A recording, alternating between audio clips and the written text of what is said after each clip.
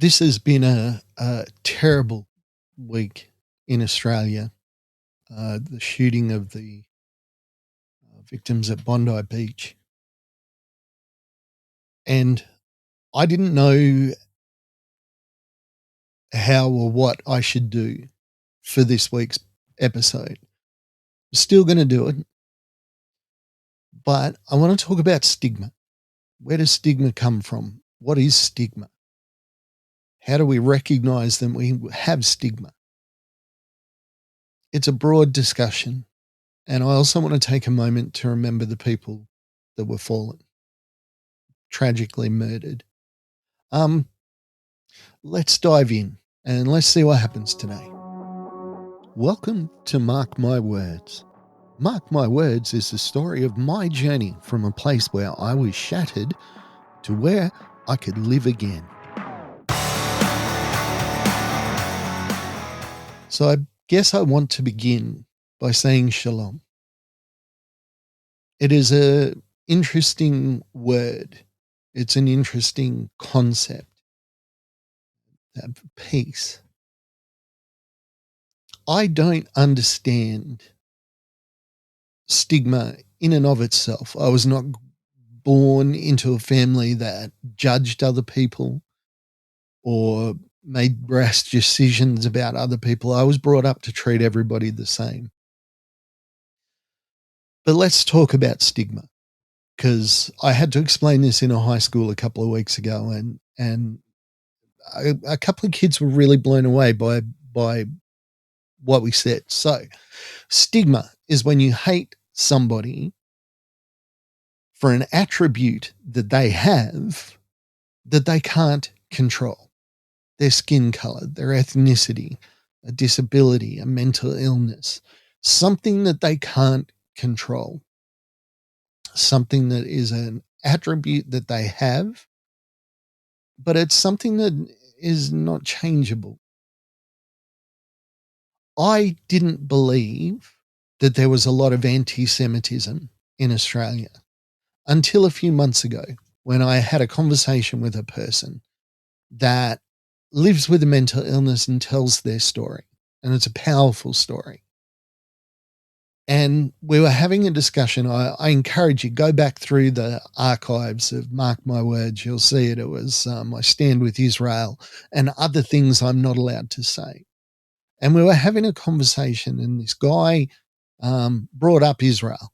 And I just said, yep, I'm Israel 100%. Support the Jewish community, support the nation of Israel. Don't like what's happening in Gaza. Nobody does. But understand that there's legitimate reasons for it. Well, this guy was horrified. And he started to talk about how much he hated the Jews. And it was so interesting because whenever I caught him saying something that was reminiscent of the Nazis, he would try and distance himself from it. So those people are the worst people in the world. And I went, the Jews are the worst people in the world. And he goes, oh, no, the Israelis, the IDF.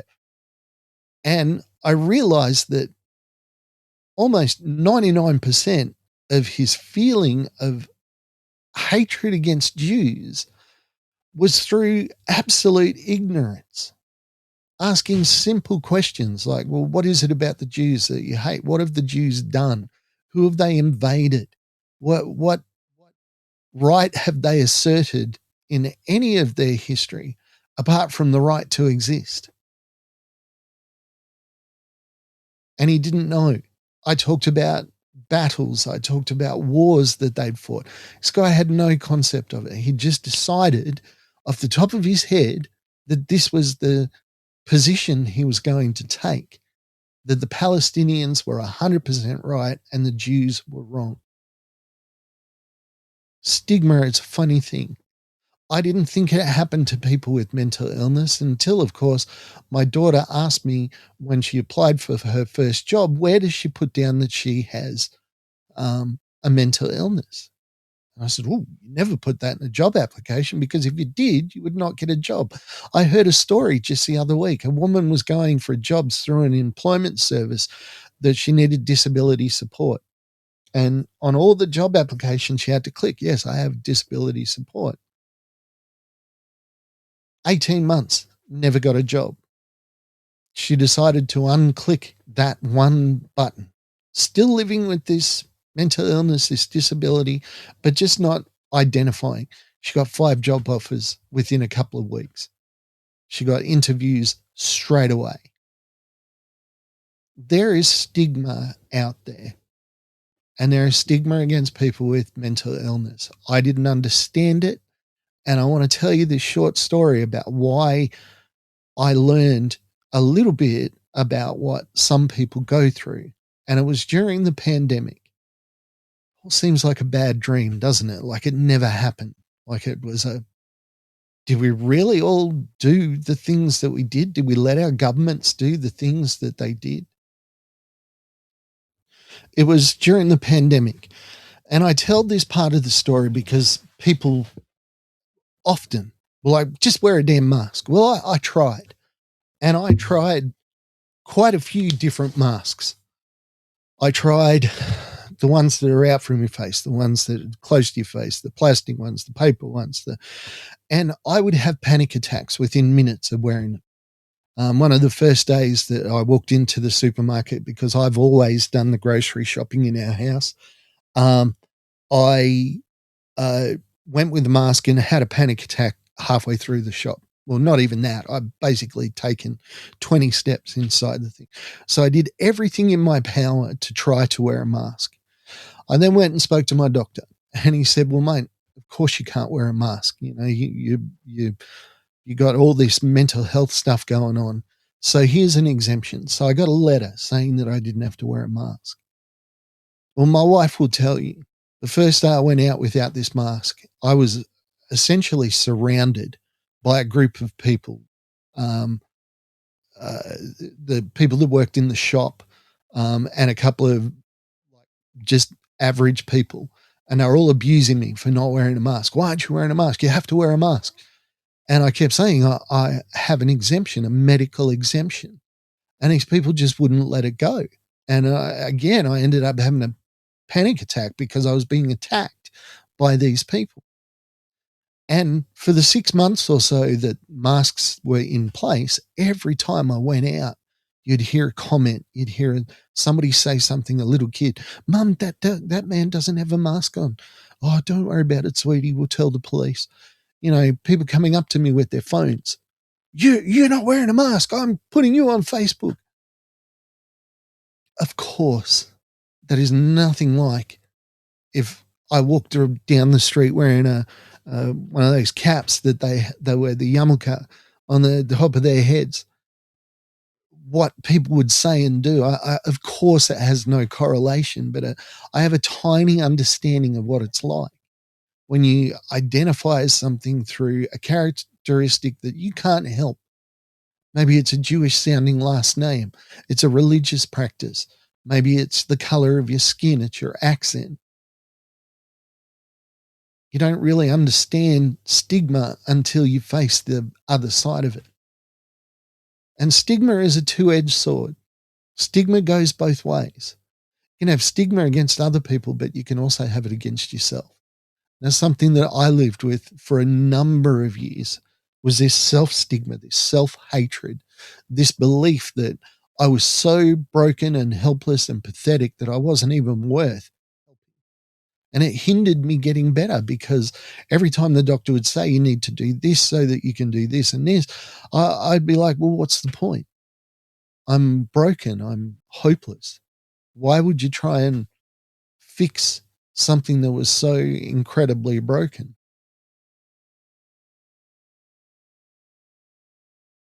I want to take a moment to remember the names of some of those that we lost. And it's an interesting thing because, like I said at the beginning, I'm heartbroken over this, and I don't know what to do. Am I being exploitative by doing this? I don't want to be. That's why I just want to take a moment to remember Matilda Britvin, Rabbi Eli Schlenger, Alex Clayton, Peter Meager, Dan Elkoyem, Reuven Morrison, Rabbi Yaakov Levitan, Tibor Weitzen, Marika Podgeny. Those are the only victims that have been named so far. I don't understand stigma. I certainly don't understand why people hate the Jews so much. I am not Jewish. To the best of my knowledge, I don't know any people in my wider circle that are practicing or are ethnically Jewish. Just like I don't know if some of my friends are Methodist or Buddhist. Because in our culture, we don't really talk about that. We don't really walk around with our religion being part of our identity. For Jews, it's very, very different. I am of Celtic Irish extraction. I know you're looking at me going, you're Anglo. No, I'm not. I'm Celtic Irish. I have no dog in this fight. I just don't understand why people hate Jews so much. Why would two men decide to attack a festival of light? There are going to be thousands, probably hundreds of thousands of events all across Australia, even in my own city, which is hundreds of miles away from Sydney, Bondi, where the attack happened. But this is how I think of it. Imagine if I just went to a Carol's in the park, just an innocent, sweet, kind of corny holiday tradition. And I wouldn't be able to bring my 10-year-old, young Matilda that was killed, home from that event because she was murdered. I don't understand what it feels like to be hated and reviled for your faith, for your heritage. It makes no sense to me. Stigma is a real thing. Now, I'm never going to be able to change the mind of the guy that I had this conversation with, the guy that was so hateful. But I just kind of threw out some nuggets. Why are Jews the worst people that ever lived? Why do we hate a democratic, peace-loving nation which tries to just defend itself? Why? Why do we hate these people? It makes no sense. I mean, what have they done? There's been good Jews, there's been bad Jews. There's been Jews that have, done bad things, but there's vast majority of the Jews and are just people just trying to live and exist. And why do we hate them? What is it? I don't generally talk about my faith here. This is not the place for it. A friend of mine, I was speaking to him about this question. I was asking him this question. And he said, it makes you believe in the supernatural because it's a spiritual reason. I heard a story. A man went to the jungles of South America, to one of the last groups of people that have been found in our world. And he went there and they heard his last name and somebody asked if he was Jewish and he said no. And he said their relief was palpable. How could this tribe of people that have only been exposed to any kind of culture for a few years hate people because they're Jewish? It has to be more than just, people hate Jews because it's inexplicable.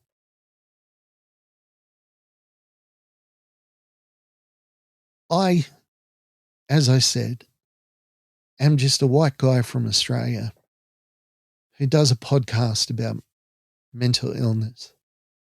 I'm nobody in this, in the grand scheme of things, and I understand that, and that's okay. But for whatever it's worth, I stand with the Jews today, not just Israel. I stand with the Jews. I don't know how I can show my support other than to say, I stand with the Jews. I hate the hatred.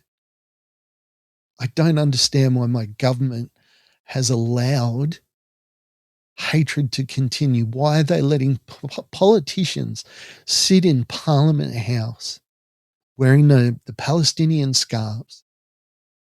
Why was one of our senators able to say that they would burn Parliament House down for the Gazans? And she got away with it. Nobody said anything.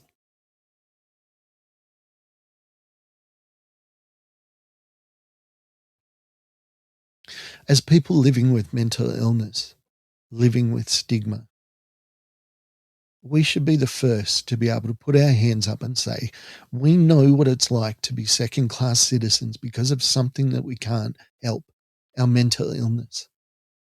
Let's not forget, I'm Anglo-Australian.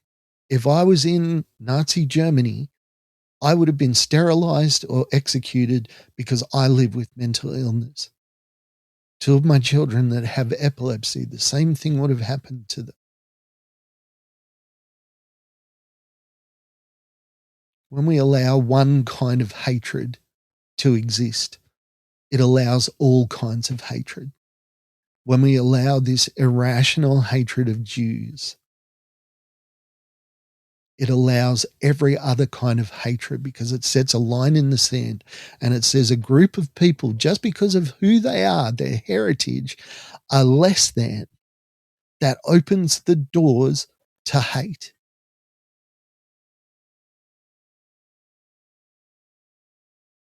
The Shoah, the Holocaust, began with the murder and sterilization of people that had disabilities. They were the first that the gas vans were used on. That only happened because they were able to draw a line in the sand and say people are either good or bad because of something about themselves that they can't help. I don't know if I would have had the courage at Bondi. Would I have run? Would I have tried to help? I don't know. So I've never been put in that circumstance.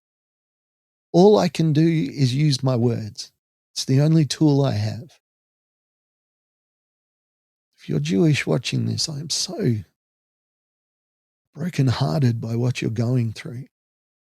But please know, everyone that I have spoken to in my community are shattered by what happened at Bondi. Ordinary, everyday Australians are having a conversation about why people hate Jews. They don't understand it. And this is every person that I've spoken to. Now, there was an idiot that wore one of those Palestinian scarves to the memorial. And then when she was escorted away, he said it was the Zionists. Let's not pretend she was anything but a Jew hater. But she is being vilified now, just like that woman that stole the baseball off the kid at the baseball game. People have watched that and gone, you know what? You're out of line. You did the wrong thing. And the backlash against her has begun, and I hope it continues. Because if you're idiotic enough to do something so insensitive, I'm sorry, but you lose your get out of jail free card. You don't have the right to expect that, oh, people are going to respect my opinion. As I said, I don't know what it's worth, but I stand with the Jews. And I remember the fallen. and I will continue to remember the fallen, and I grieve with their families. Those of us living with mental illness have an ability here, a chance to understand a little bit of what our Jewish brothers and sisters are going through, because people hate us for our mental illness. Not in the same way. But if we don't stand up and say, this hatred is inexplicable, it's wrong, it makes no sense. Like, you tell me somebody's a Nazi, I know why I hate them. But if you tell me somebody's a Jew, why? I have friends that are Lutherans. I have friends that are Seventh-day Adventists. Doesn't matter. It's who they are as people.